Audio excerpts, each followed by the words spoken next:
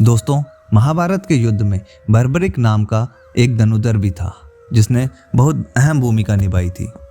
बर्बरिक की गिनती दुनिया के श्रेष्ठ धनुर्धरों में की जाती है। विशेष बात यह है कि बर्बरिक युद्ध न लड़कर पांडवों की जीत की वजह बने।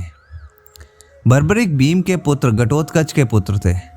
बर्बरिक को आरंभ से ही धनुष विद्या में रुचि थी। उनको भगवान शिव ने वरदान दिया था कि वो अपने 3 बाणों से 3 लोग जीत सकते हैं। भगवान शिव ने उन्हें वरदान के साथ साथ 3 अमोघ बाण भी दिए थे। जब महाभारत का युद्ध आरंभ हुआ तब भगवान कृष्ण इस बात को जानते थे। महाभारत के युद्ध को लेकर भगवान श्री कृष्ण को ये बेहद सताने लगा कि अगर बर्बरिक युद्ध में शामिल हुआ और कौरवों की तरफ से यदि युद्ध किया तो पांडवों की हार निश्चय होगी। बर्बरिक को हारे का सहारा कहा जाता है। भगवान की चिंता थी बर्बरिक हारने वाले सेना के साथ देगा और कौरवों की इस समय युद्ध में हार हो रही थी। इसलिए भगवान श्री कृष्ण ने बर्बरिक को युद्ध से दूर रखने की युक्ति निकाली। वेश बदलकर भगवान श्री कृष्ण अर्जुन के साथ बर्बरिक से मिलने पहुंचे। बर्बरिक युद्ध के लिए निकलने ही वाला था। बर्बरिक के तरकश में 3 ही तीर देखकर ब्राह्मण का बेश घेरे कृष्ण ने उनका मजाक उड़ाते हुए कहा और चुनौती दी, अगर श्रेष्ठ धनुर्धर हैं तो सामने खड़े पीपल के पेड़ से सारे पत्ते एक ही तीर से गिराकर दिखाएं।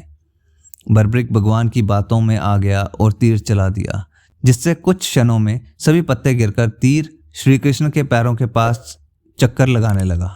इस पूरे घटनाक्रम में बर्बरिक की तीर अंदाजी का पता करने के लिए श्री कृष्ण ने चुपके से एक पत्ता अपने एक पैर के नीचे दबा दिया। बर्बरिक को ये बात समझ आ गई। उसने मुस्कुराते हुए श्री कृष्ण से अनुरोध किया कि वे अपना पैर पत्ते पर से हटा लें ताकि तीर अपना काम पूरा कर सके। जब श्री कृष्ण को यकीन हो गया कि बर्बरिक जिस तरफ से भी लड़ेगा दूसरे पक्ष की हार तय है, इस पर उन्होंने पूछा कि बर्बरिक किसकी तरफ से युद्ध करोगे? तो बर्बरिक ने उत्तर दिया कि अपनी माँ को वादा कर चुका हूं कि जो पक्ष हारेगा वो उसी की तरफ से युद्ध लड़ेगा। श्री कृष्ण दोबारा ब्राह्मण के वेश में बर्बरिक के पास पहुंचे और दान में सिर मांग लिया। बर्बरिक महान धनुर्धर होने के साथ साथ बातों का भी धनी था और वचन के पक्के थे। बर्बरिक ने अपना शीश काटने से पहले भगवान से विनती की कि वे सिर्फ एक बार अपने वास्तविक रूप में दर्शन करा दें। भगवान कृष्ण ने विनती स्वीकार कर ली और अन्य कोई इच्छा बतलाने को कहा। तब बर्बरिक बोले कि वो कटे सिर के साथ ही पूरे युद्ध देखने की इच्छा रखते हैं। श्री कृष्ण ने उनकी इस इच्छा को पूर्ण किया और बर्बरिक का सिर समीप की ही एक पहाड़ी जिसे खाटू कहा जाता है वहां स्थापित कर दिया। यहीं से बर्बरिक ने पूरे युद्ध को देखा। इसके बाद श्री कृष्ण ने बर्बरिक को एक वरदान दिया कि कलयुग में लोग उसे कृष्ण के अवतार की तरह पूजेंगे।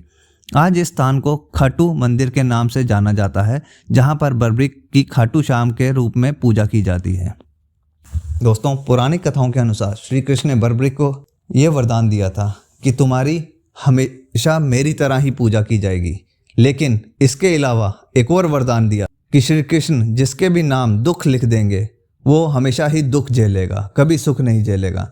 लेकिन वह इंसान अगर कभी भी खाटू मंदिर में आकर माथा टेकेगा तो श्री कृष्ण का लिखा भी मिट जाएगा और वो सुख की प्राप्ति कर सकेगा। दोस्तों, प्रभु से जुड़ी और लीलाओं के बारे में जानने के लिए हमारे चैनल पौराणिक कथाओं के साथ बने रहें। जय श्री कृष्ण, जय प्रभु श्री राम, जय शिव शंकर बोले भंडारी।